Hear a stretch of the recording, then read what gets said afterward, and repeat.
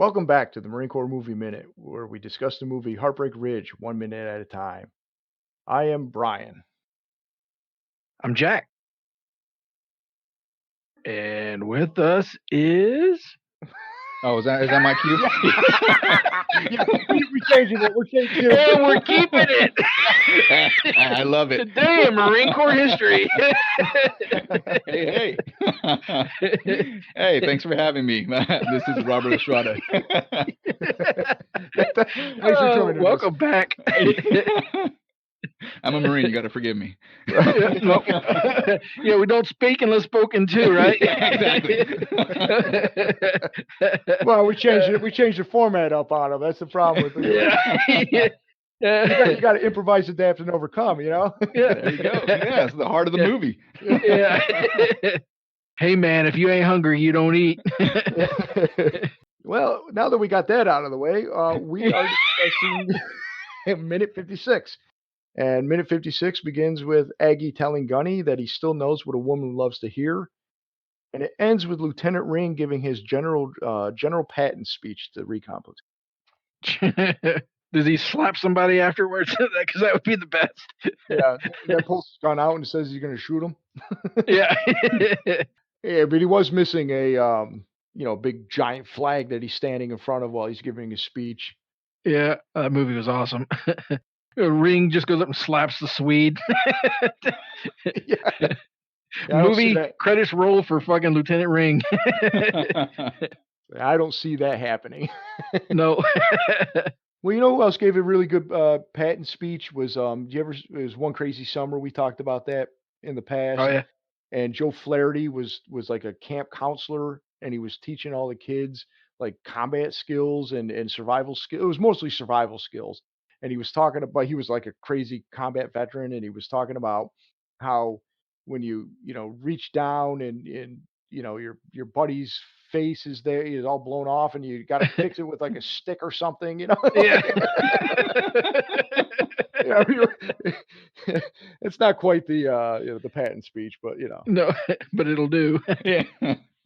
The minute continues from from the previous minute with the pair of exes having a little back and forth and fun at each other's expense, Yeah. because she caught him and was teasing him about his choice of colorful metaphors, if you will. I say he's poorly covering for his getting caught stalking. Oh yeah. And he says, well, he goes, I was just in a neighborhood and wanted to see if you want to have a seat and talk, basically. Yeah. Once you get in my truck. Right. Like, right. She's not buying it. Yeah. No. This is how episodes of Special Victims SVU or whatever, Law and Order, that's how they begin. I just got in his truck. Yeah, windowless van, yeah. Yeah. He said he had puppies. Yeah, he happened to be in the neighborhood and he's just sitting there. So she is amused with him, but I do like that she catches him with his magazines because he offered her a seat, and just like Stitch Jones, the magazines are taking the seat. Yeah. When he says what magazines, and he's like wide-eyed and dumbfounded, like what are you talking about? Like pile of magazines that are right there. Yeah, those magazines. Yeah. What was his line? Somebody must have left them here. Yeah. I love that. He used that on Stitch Jones on the bus, which that's more believable because maybe somebody got up and like, I'm not taking these. I bought them at the bus stop. I don't need them. Yeah. I like the bit where she says, well, who left them there then? So like, I'm not buying it. Who did? Chuzu. Yeah. Yeah, yeah. He's throwing her buddy under the bus. Yeah. Yeah. Oh, those are Perry's. Those I don't know. Yeah. Perry must have left them here. Yeah. Chuzu doesn't even know how to read. Neither does Perry. I teased it last minute. This is another dumb Brian incident or moment of this movie. For the longest time, now this has been years, I figured out on my own. I didn't have to start a podcast in order to learn this. But I thought when she said, because I'm dumb, who left them there? And I thought he was putting it back on her, like, choose who. Oh, You choose whoever you think maybe left it there. Which, okay, doesn't make a lot. Well, at first off, I didn't realize that Sergeant Major was Sergeant Major Chuzu, even though they say his name about 10 times in the movie. Who's got time to pay attention for that? But also, when she says he doesn't even know how to read, I still thought it was, well, whoever she picked doesn't. You know what I mean? Like, I was like a dummy. It was like, choose who. Yeah, I had a different take. I was kind of in the same boat, but when she caught him with those magazines, I always thought that they were just porn mags. I didn't know that they were like women like self-help or he was trying to learn and improve. So my mind went dirty on those. yeah. I think he would have been less uncomfortable if it was porno mags than getting caught Probably. with like both. Yeah. Yeah. I also think she wouldn't have been as surprised if they were porno mags. Yeah. You know, like, and probably wouldn't have teased them, wouldn't even thought anything of it. But it's the fact that it's like it's like Women's Day, you know. Yeah. I was trying to find this out last minute, and so I didn't bring it up because when I was doing notes for this minute, I was trying to figure out what magazine it is, and it's just called Woman. I tried to look it up, didn't really get much on it. But what I did see is it's the exact same one he had on the bus, because clearly on one of the titles that I could see was Sexual Politics of Living Alone. Yeah. Hmm. I assume that that's the same one that he said that woman had angry titties. Oh, it may have been. Oh man, so you're talking about the same magazine, not the same brand. So it's a Yeah, exactly. It's the exact same magazine because it has the same. That's the only one I can make out for certain was the Sexual Politics of Living Alone. It was too pixelated when I blew it up to see what the other ones were because it was like Island Erotica, How to Stay 10, whatever. He said. So when he said angry titties, I'm like, well, you can't see that woman's breasts in this. So it's like, did he just make that up? Was that, or is this just a line of dialogue? So I don't know, but it's definitely the same. So he's basically a cheapskate and not buying more. He's just carting around these like 3 Vogue magazines that he's maybe it's that gunny pay, he can't afford it. exactly. Yeah. Well, he already said he's so broke. If it costs a nickel or what a quarter to go around the world, he couldn't get out of sight. So Yeah. That's another great line. and we also we joke too in the past, and we're like, all right, this dude's been he's a gunnery sergeant, but he's been in the Marine Corps for 24 and 24 and some change as he talked about, and everything he owns can fit in a sea bag and a uniform bag, and that's it. That's all he has. So we're like, the dude is a man of little needs. Yep. He's like a monk, a traveling monk. He just needs beer money and that's it. A place to lay down. And Woman magazine money. Yeah. Well, how else are you going to find out how to be a modern, sensitive man? They're like there's like a man. It's like a manual, right? Like I should pick some up and try it. I mean, give credit where credit is due, man. He's trying. Yeah, Yeah. Pay for effort. Yeah, Yeah. yeah. You got to. Yeah, you're right. It's he doesn't know where to go, so he's going. He's doing it the best way he can. He's trying to be mature, as he puts it. I do like though that. Well, I don't know if I like it, but he immediately is just like, "Well, come on, don't quit being so difficult. Just sit down." And she's like, immediately takes offense. And it's like, "I'm not one of your troops that you could just bully." Jesus, was being married to me so difficult, or so terrible? Yes. Yeah, she pops out of nowhere like a damn like Oscar the Grouch or one of those Jack in the Boxes. She's like ding ding ding ding ding ding ding. That was all she needed. Blink. Yep. Yes, it was. It sucked. But there you go, Perry. Like you always say that if she was off screen, she should not have been able to hear that. But Yeah, that's she's a sorceress. She can black magic. well, it's like we talked about. I mean, we as far as we can see, they don't have children, but we did joke.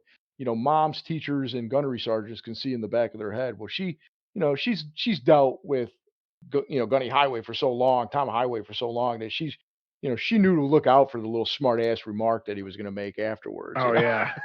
She's just stepped far enough out of camera where she's probably like there's probably like technically like there's like 3 hairs sticking in frame. You just can't see them. But that's the end of this, and it cuts to the Marines in formation, and really it's Aponte running in late. I mentioned last minute that I said, "Oh, Aponte's late," blah blah blah. Well, it wasn't the minute before that; it was the minute after. I got confused. It happened. Yeah, it does. He's late. He's coming from somewhere. He gets there right before Lieutenant Ring addresses the platoon. So good on him, but I am amazed that Gunny did not notice that he wasn't there and ready. Or he may have, just didn't say anything. It's possible. Yeah. That's a really quick bit of this minute. Yeah. There's not much. He just starts his Lieutenant Ring, that is, just starts his he starts his speech about the military exercise they're about to partake in. They're going to execute an ambush against a numerically superior force. So sounds exciting. Yeah, and I was always disappointed too was that when I was in, we never got to do that Miles Gear stuff. That shit looked like fun. Yeah. We already discussed the reality. Bang. Bang, bang, yeah. Bang. Yeah, that's it, yeah. No, not beep. Bang. Yeah, well, when I went on leave, I used to go see a buddy of mine whenever I went home, and he had a card you pay in advance for, and would go to this laser tag place. So we'd always just go do laser tag. Oh, that shit is fun. Yeah, hell yeah. I miss that. Is laser tag even still around anymore? Oh yeah, yeah. I take my kids there. Well, used to before this whole coronavirus thing. But yeah, we used to go there all the time. Yeah. Yeah. Oh, that dude. Yeah, I think that place is gonna make a resurgence after this coronavirus thing is all done. People just running around pretending to shoot other things. That's it. Yeah. I don't really have a lot because Lieutenant Ring his speech is mostly the next minute. Yeah. I did have a note that you can see Swede there in formation, and he just once again towers over everybody. Giants. He's just a giant. I blame him for giving a false impression of what Marines really look like, because everybody thinks they look like him. No. But really they're like Profile or Frigetti, or Yeah. maybe you'll get a Stitch Jones here and there. Yeah. Well, I actually a lot of the Marines in formation there are real Marines. There's like the 6 or 7 main actors, and then the rest are Marines from, I forget the unit now, but they lived in those Quonset huts that they filmed in, so they threw them in as extras. I like that. It gives a little air of authenticity to it. Yeah, yeah, that's pretty cool. I wonder if they had a chance to volunteer for it, or if they were voluntold and I imagine it was probably a little bit of both. Yeah. I found an article though one day where it was like a posting on a Marine like message board, and they were talking about this guy was he was in this unit. He wasn't there for filming, he wasn't in the movie, but they brought in the actors to run them. They provided all their deuce gear for the actors to use, and then they took them through some like maneuvers for the day, and just to kind of like train with them and show them like basically how to be a Marine. And then they had chow with them, and they basically kind of talked. And he said he actually had a nice conversation with Everett McGill, who plays Major Powers, and he said he was a really cool dude. And then they got back on the bus and they left. And he said, and then he brought up that some of the Marines that you see later were in the movie were from his unit or whatever. So he said he gave his gear to Profile. Nice.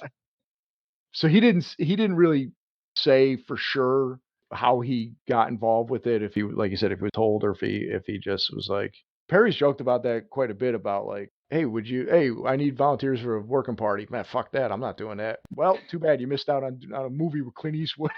Yeah. Right. And you could have been in it. Yeah. Yeah. That's one of those weird reward things that they do to you when when you're in the fleet or even in boot camp, where they've got some kind of a choice thing that they need some bodies for whatever reason, and nobody wants to volunteer because it's usually shit. Oh yeah. Right. So you're like, yeah, sure, I'll volunteer. Fuck it, I ain't doing anything. Oh yeah, we're really awesome because we needed you to drive this Playboy Playmate around. And she's like, oh, So the next time they need volunteers, everybody's raising their hands. Yeah. Until the next time. Yeah. You're picking up cigarette butts. Yeah. Yeah. Okay, cool. You're a working party. Yeah. Yep. Yeah. You guys got anything else you want to cover on this minute? No, I think the next minute's probably gonna be a little bit better, a little bit more Yeah, yeah. action packed. Yeah, a little bit more going on. Robert, can you join us tomorrow? Or not tomorrow, can you join us on Friday? Yeah, definitely. I'll be here. All right, great. Great. Before we go, once again, do you want to plug where people can find you? Yeah, absolutely. So I host a podcast called History of the Marine Corps. You can find us anywhere podcasts are downloaded. We're on Facebook and Twitter at Marine History and on Instagram at History of the Marines. We're also on, our website is historyofthemarinecorps.com. You can go there and take a look at references used for each episode, as well as visual representation of connections in the Marine Corps, right? So how certain events connect to traditions and history and people and special places that have a meaning to Marines. Oh, right on. That is a great idea. I can't wait to check it out. Thanks, everybody, for joining us for minute 56. Please come back on minute 57 on Friday, where we finish up. We hear more about what Lieutenant Ring has to say about this this military exercise they're about to prepare for. Jesus, Perry, was podcasting with me really that bad? Yes.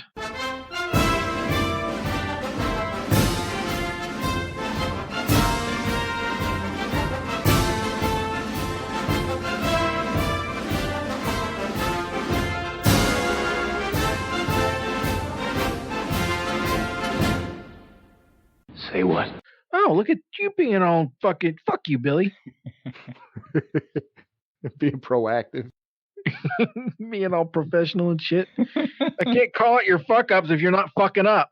Well, right. Well, that's the thing. I was, you guys couldn't hear it, but I fucked up like 3 times with the intro. I heard you giggling, but you sounded like a robot. I was like, God damn it, I'm missing it. Yeah, I mean, I blew it like 3 times, but you guys couldn't hear it, so it's fine. I did great. I'm just going to do it again. If Billy makes a mistake and nobody's there to hear it, did it really happen? Say what? Perfect. All right.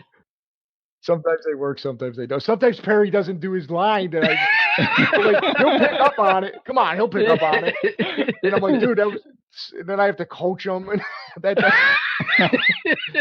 time he knew where I was going. Yeah. Oh yeah, I knew it was coming. I was like, I bet that's the one. I'm like, I'm waiting for it. Do I cut him off? Do I just yes? God, yes. Yeah. It's we don't prepare anything, so well, fuck it, we'll do it live.